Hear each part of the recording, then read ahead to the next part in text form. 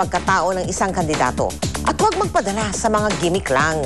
Ang kailangan, iboto ang totoo.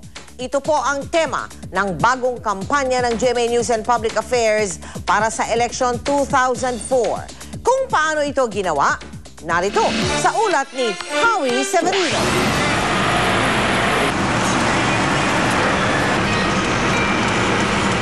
Isang nayon sa Bulacan. Okay, camera. Camera! Nabulabog ng showbiz. 3, 2, 1, action! Pero hindi para sa pelikula o telenovela ang shooting na ito. Kasi ito parang kailangan nandito yung naniniwala ka sa ginagawa mo. This one is actually for our future din, di ba? Ang ginagawa nila ay ang voter education ads ng GMA7 sa pakikipagtulungan ng Pictureworks, isang post-production company. Layunin ng seryeng ito na hikayatin ng mga botante na kilalanin ang totoong pagkatao ng mga kandidato. TV networks are some of the entities that help reinforce or create those images.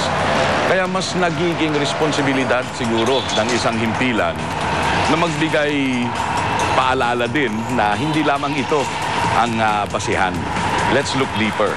Madalas nakikilala ang mga politiko base sa mga kwento at larawan ay pinalalabas nila sa media.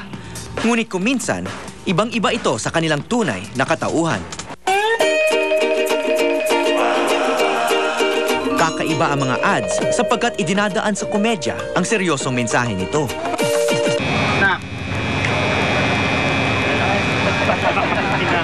Hindi galing sa pelikula kundi sa teatro ang piniling artista ng GMA para gumanap sa lead role.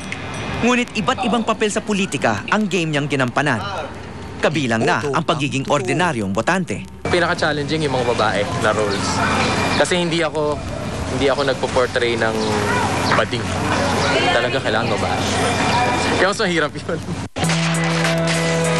Voluntaryong tumulong ang karamihan sa mga taong bumuo ng mga commercial na ito. Alam kasi nila na ang proyektong ito ay para sa kinabukasan ng bansa. Nice na natin pakita dito sa commercial na to na ang importante dito ay kilalanin natin ng mabuti kung sino ba talaga yung bobotohin natin. Huwag basta maniniwala sa lahat na nakikita nila, ganyan, di ba? Maging isipin muna bago bumoto. Yan ang front page. Howie Severino, GMA News.